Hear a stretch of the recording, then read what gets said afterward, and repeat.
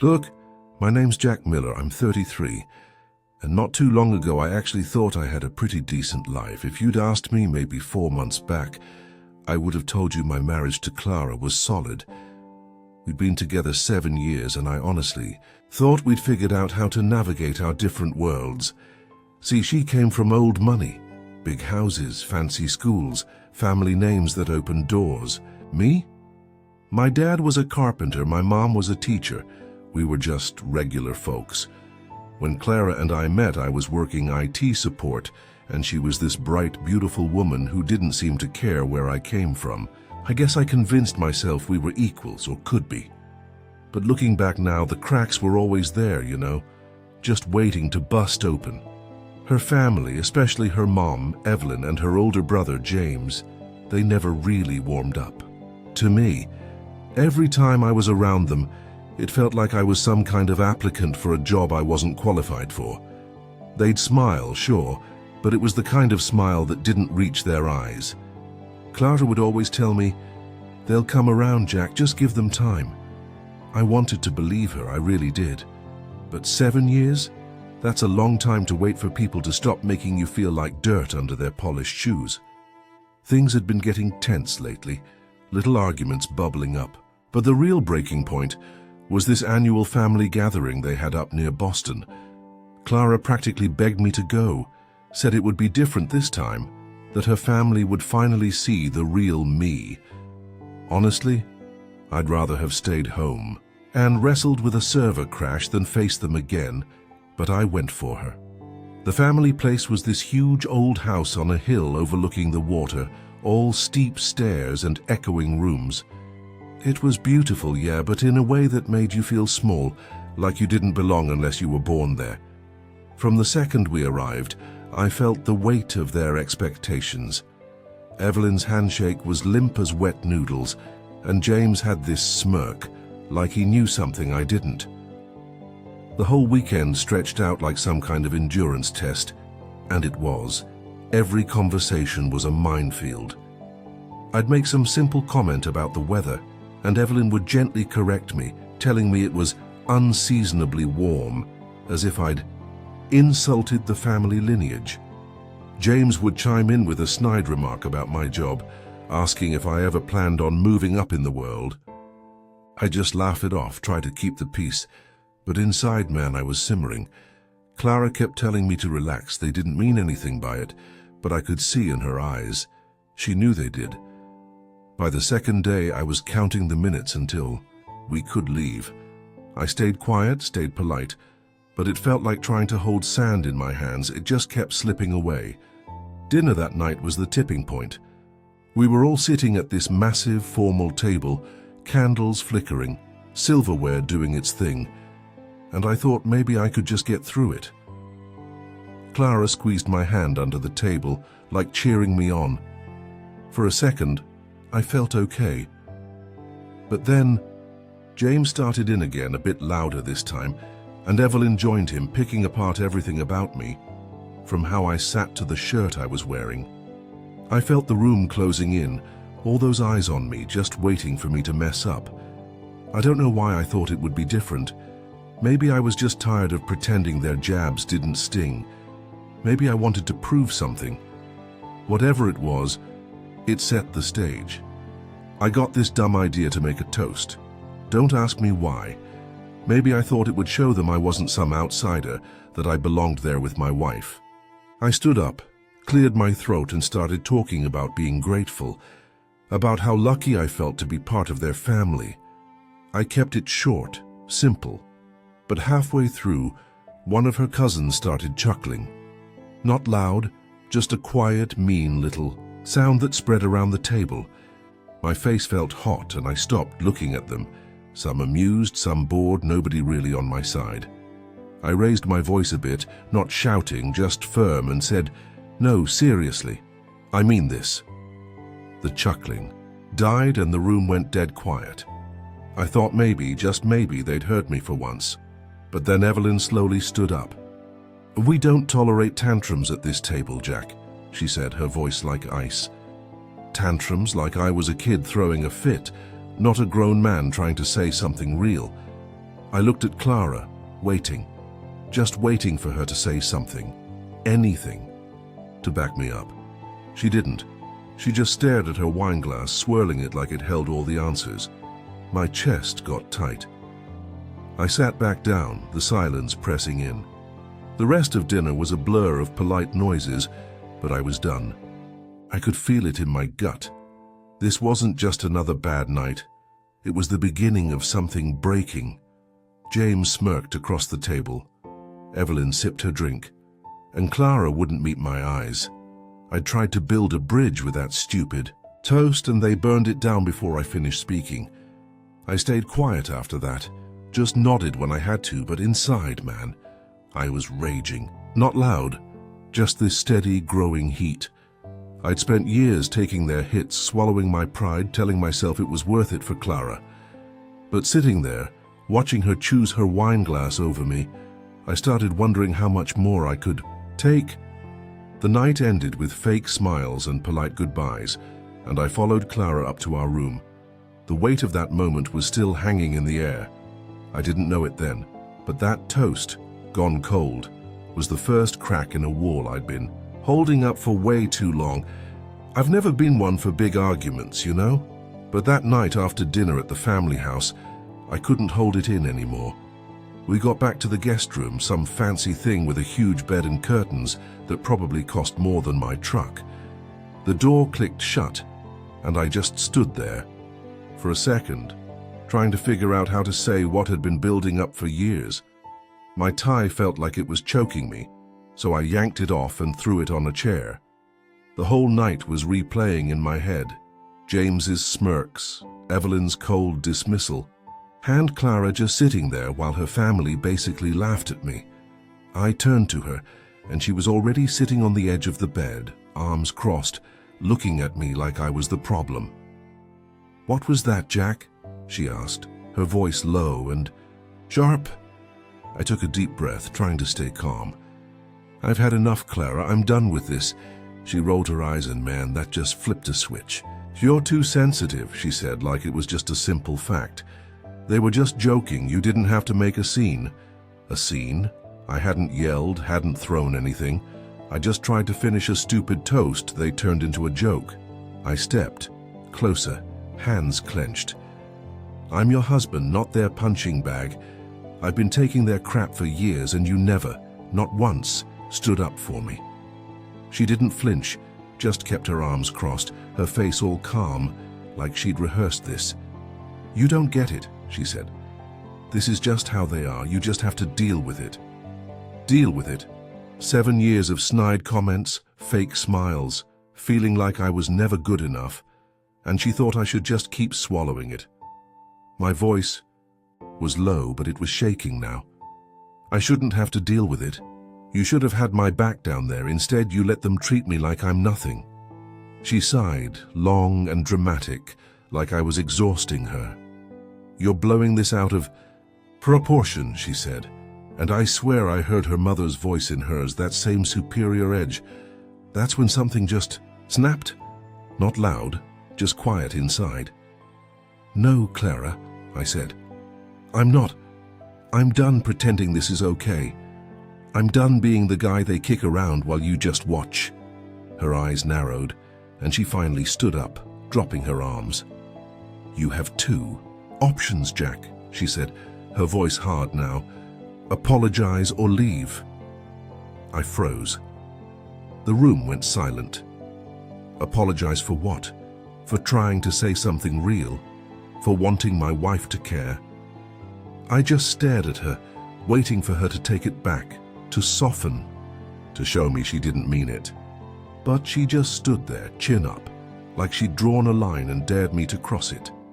I'd spent years fighting for us, arguing my case to her family, trying to prove I was good enough.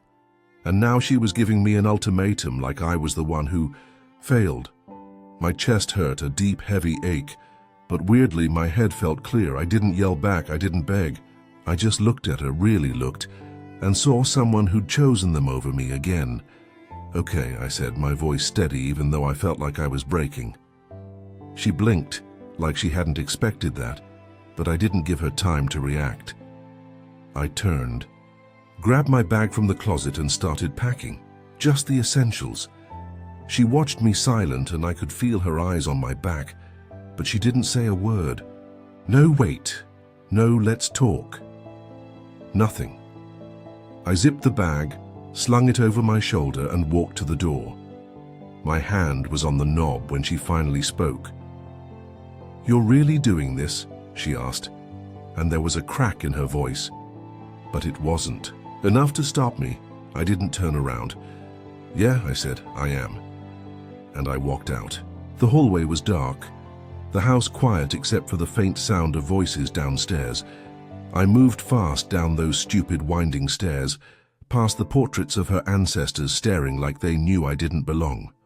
My truck was outside. I threw my bag in the back, got in and started the engine. The headlights cut through the night and I drove off, the house shrinking in the rearview mirror. I didn't know where I was going, just that I wasn't staying. My hands were tight on the wheel, my heart was pounding, but I didn't feel trapped anymore. I'd spent so long trying to fit into her world, bending myself to make it work. And in that moment, I realized I didn't have to. She gave me a choice, apologize or leave. And I picked the one she didn't think I would. The road stretched out ahead, empty and dark, and for the first time in years I felt like I could breathe. I didn't look back after I left that big, cold house on the hill.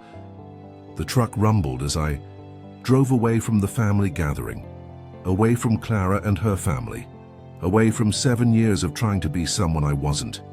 My hands were still gripping the wheel, my bag bouncing in the back. My mind was racing, but I didn't feel lost. Not, yet I just knew I couldn't go home. Not to the apartment we shared, not to that life that felt like a cage. I drove through the night, the road quiet, passing small towns with their lights going out. My phone stayed off. I didn't want to hear her voice, or James's, or Evelyn's. Didn't want to see the messages I knew would be there. About 2 hours in, I saw a sign for a small regional airport. Barely more than a runway and a little building, but something about it just pulled me in. I parked the truck, grabbed my bag, and walked inside. The place was half asleep, just a tired guy at the counter and a couple of vending machines. I didn't have a plan, didn't know where I wanted to go. But when I got to the desk, I just asked, "What's the next flight out?" The guy barely looked up. "Got one to Spokane, Washington in about 40 minutes, he mumbled. "One way is like $180. Spokane." I'd never been there, never really thought about it. But it sounded far. Far from Boston, far from her family, far from the mess I'd just walked out of. "I'll take it," I said, pulling out my card. He shrugged, printed the ticket, and handed it over like it was nothing. To him, it wasn't. To me, it was everything. I sat on a hard plastic chair near the gate, my bag at my feet, watching the clock. My heart was still pounding, but it wasn't fear.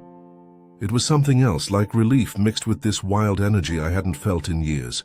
The plane was small, one of those little commuter jets, but I didn't care. I squeezed into a window seat, buckled up, and stared out at the dark runway. When the engines roared and we started moving, I felt the ground slip away. And with it, all the weight I'd been carrying.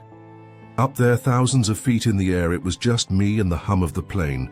No voices telling me what to do, no eyes judging me for who I wasn't. I kept my phone off the whole flight, didn't even check it when we landed. I didn't want to know if Clara had called, didn't want to hear her ask why I left or tell me to come back. The airport in Spokane was bigger, but still pretty quiet. I rented a car with cash, a beat-up sedan that smelled like old coffee, and just started driving west towards the mountains. I didn't have a map, just this vague idea of heading away. From everything I knew, the sky was starting to lighten by the time I found a small town near a lake, found a cheap motel, the kind with peeling paint and a flickering neon sign. The lady at the desk didn't care who I was or why I was there, just took my money and gave me a key. The room was small, bed, chair, a sink with a cracked mirror, but it was mine, at least for now. I dropped my bag, kicked off my shoes and sat on the edge of the bed listening to the quiet outside. My hands were shaking a little, not from cold, but from the rush of it all. I'd done it. I'd walked out, bought a ticket, and landed halfway. Across the country with no plan and no apologies. Part of me wondered what Clara was doing right then. Had she told her family? Were they laughing, saying they knew I'd crack?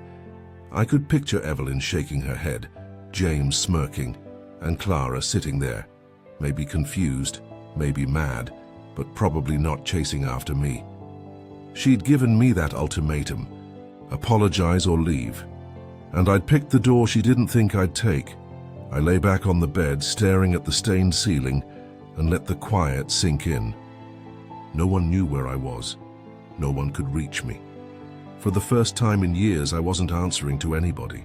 Not her, not her family, not even to that old pleading part of myself. The air smelled like pine and freedom, and even though I didn't know what came next, I knew I wasn't going back. This place was a blank slate, somewhere I could breathe without someone telling me I was doing it wrong. I closed my eyes, the quiet settling in, and thought, this is it. This is mine. That one-way ticket wasn't just a flight. It was a line I'd drawn, and I wasn't crossing back over it. Those first few days felt like I'd stepped out of my own life and into someone else's, a better one, a quieter one.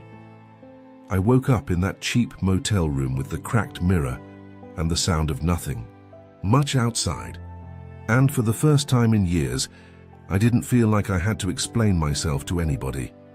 My phone was still off, shoved deep in my bag, and I wasn't ready to turn it back on.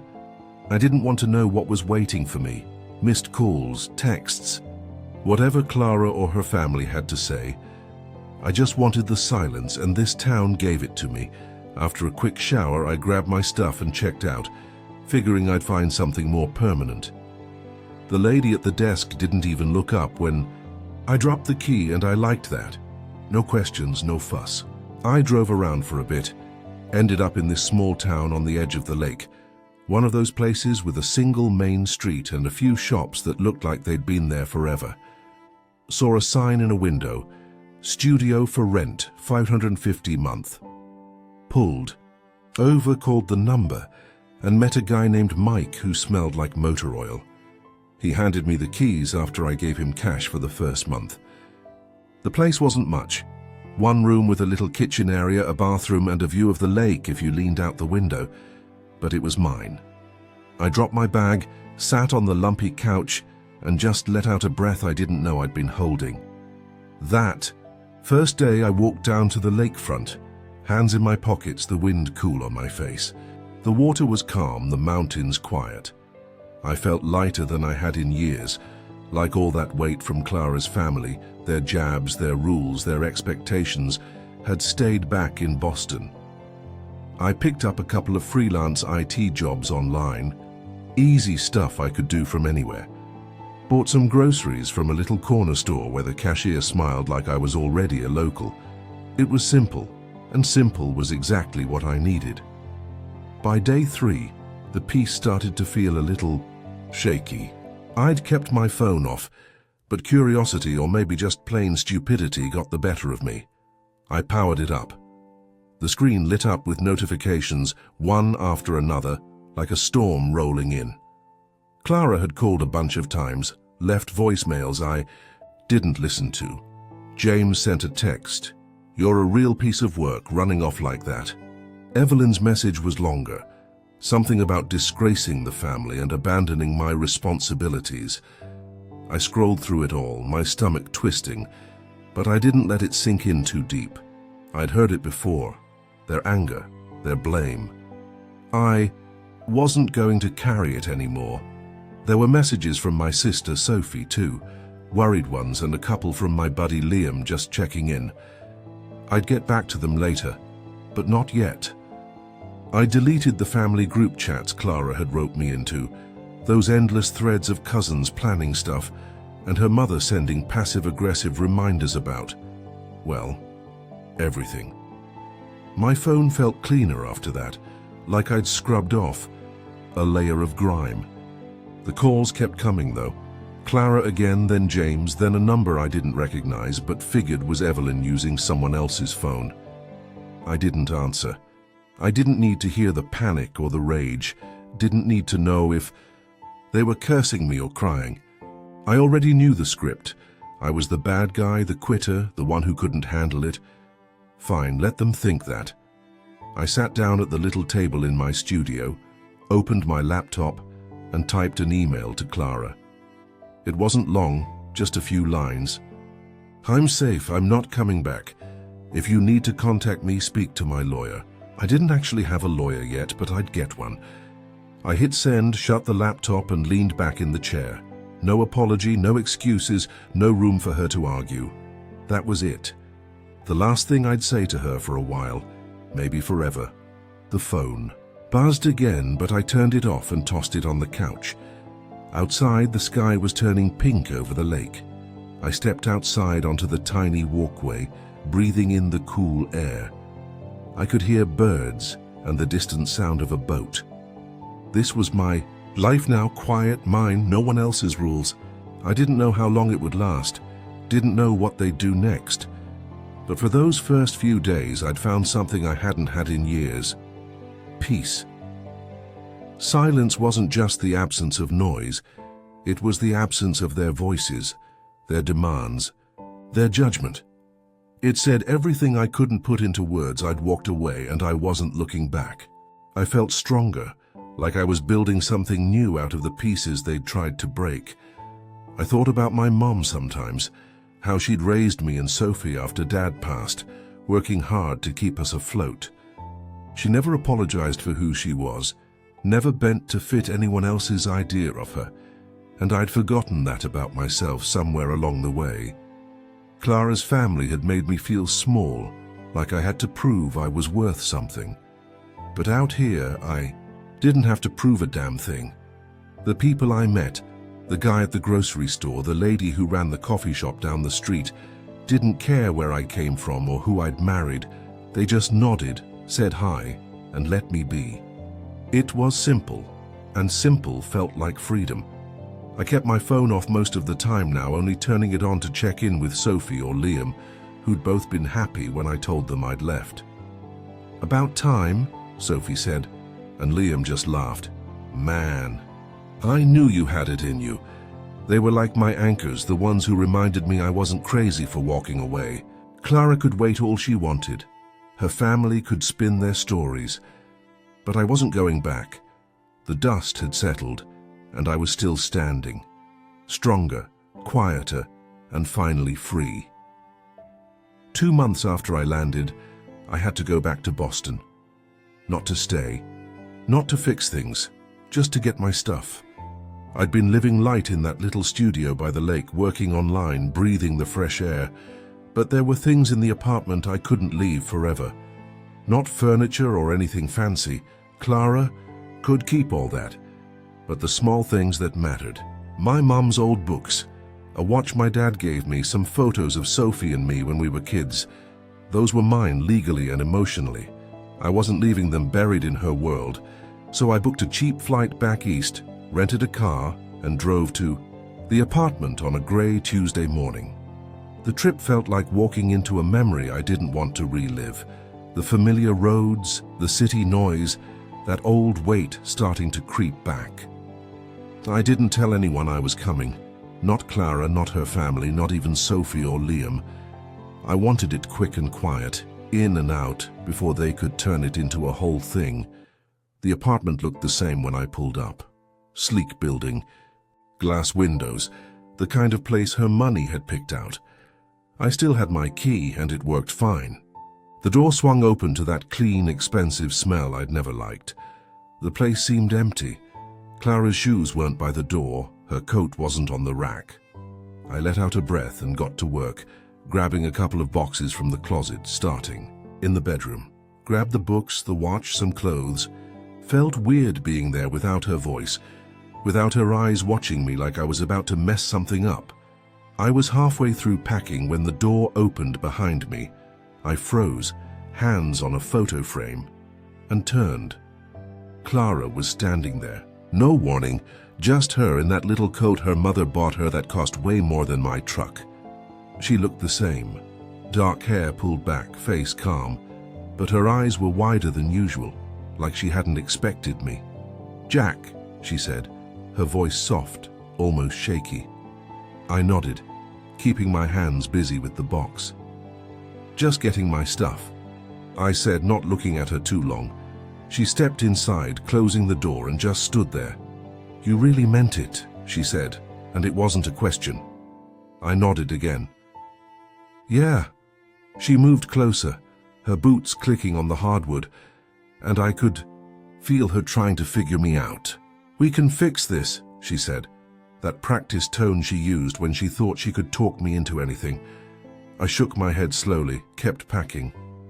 "No, we can't." She went quiet then, and I thought maybe she'd leave, but she didn't. She just stood there watching me, arms crossed tight. "You didn't even try," she said after a minute, a little bite in her voice now. I stopped, looked her in the eye. "I tried for 7 years, Clara, you didn't." Her mouth opened, then closed. She didn't seem to know how to argue that. I went back to the box, stacking photos, feeling the air get heavy. "You never fought for me," I said, keeping my voice steady. "You fought to keep me in line, to keep me quiet, to keep them happy. But you never fought for me." She flinched just a little. I saw something flicker in her eyes, maybe guilt, maybe understanding, but it was gone fast. "That's not fair," she said, but it sounded weak. I shrugged, taping up the box. "Maybe not, but it's true." I picked up the second box, started on the living room, some old records, a favorite mug. She followed me, hovering like she wanted to stop me, but didn't know how.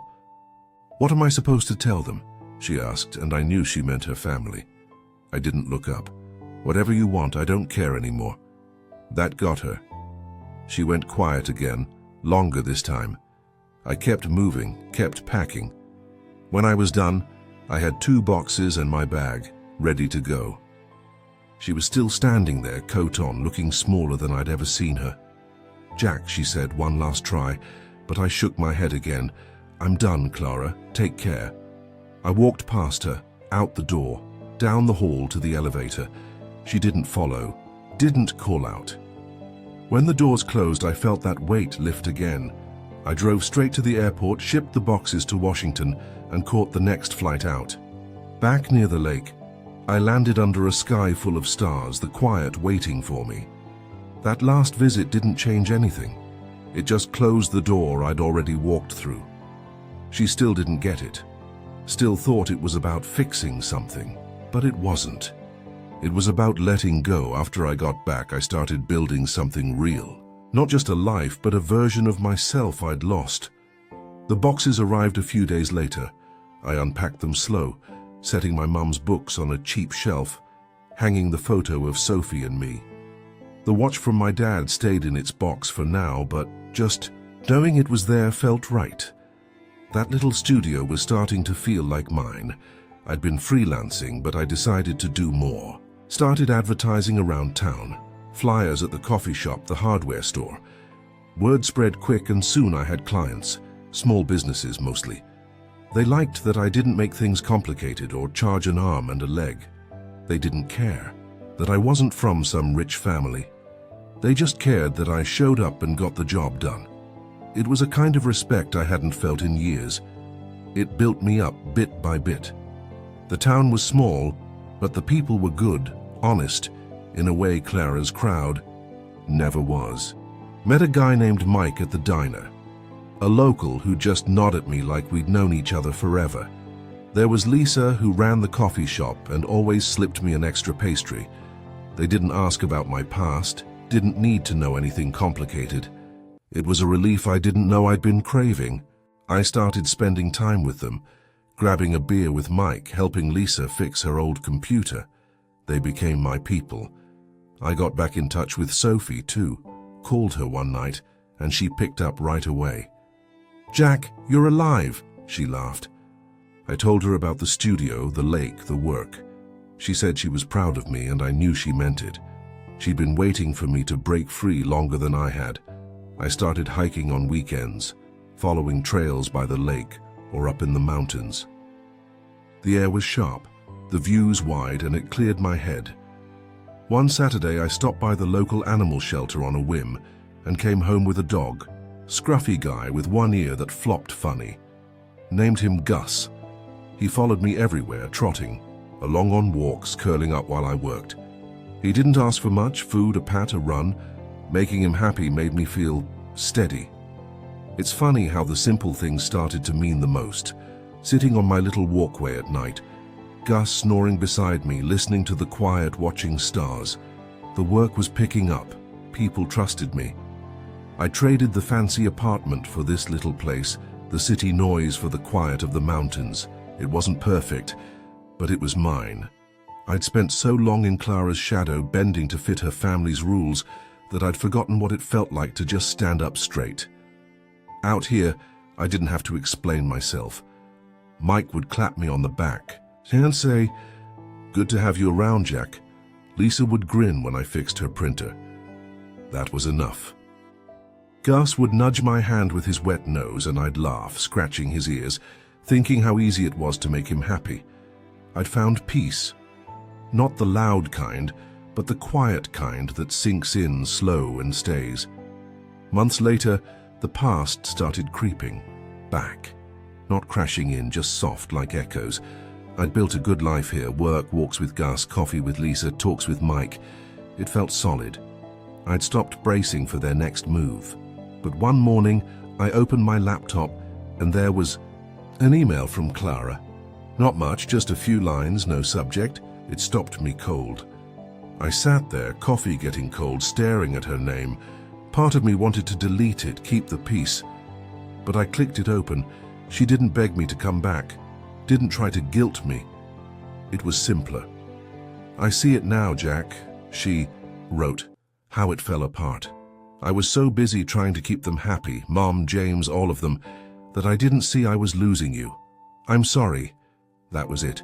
No promises, just regret. I read it twice, then leaned back. Gus nosed my leg, wanting his walk, but I just sat there. She saw it now.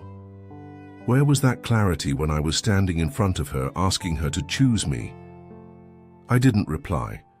Not because I was mad, but because there was nothing left to say. Silence felt more true than any words. A few months after that, another letter came, this time in the mail, handwritten on thick paper that smelled faintly of Evelyn's perfume. I knew it was from her. I stood by the mailbox and tore it open. "Jack," it started, formal and sharp, "you broke my daughter's heart. You walked away from your responsibilities, from our family, and left her to pick up the pieces. I hope you're proud of yourself." The rest was more of the same. Condescension dripping from every line, blaming me like I'd torched their perfect world.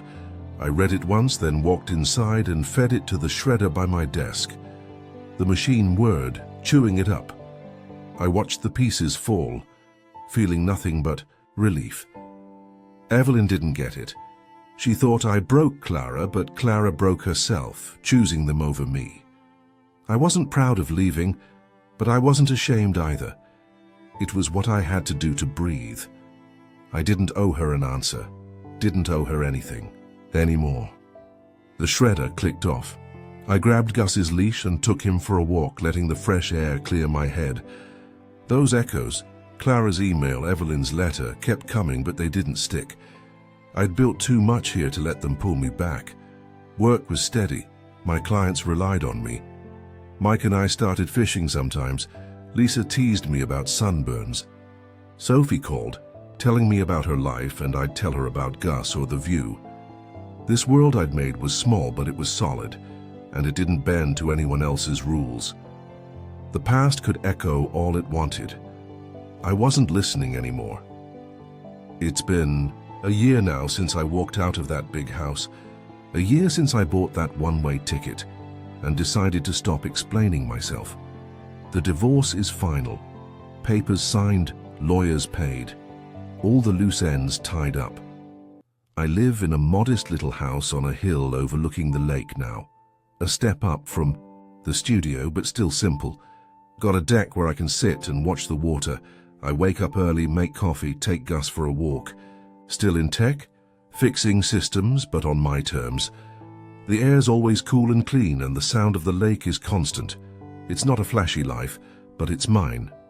That's the biggest change. I don't answer to anyone anymore. Back when I left, Clara wanted an apology, wanted me to bend one last time. So I chose the ticket instead, and I've never looked back. The apartment, her family, that whole suffocating mess, it's a memory now, fading a little more every day I spend out here. I think about it sometimes, how I spent 7 years trying to be what they wanted, twisting myself into knots to prove I was good enough. Evelyn, James, and Clara always picking their side. I used to wonder if I could have fought harder.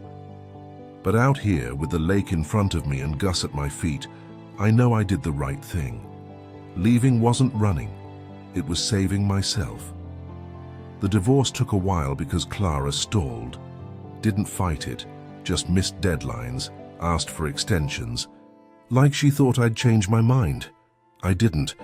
My lawyer handled most of it. When the final papers came, I signed them at my kitchen table, the pen scratching loud in the quiet.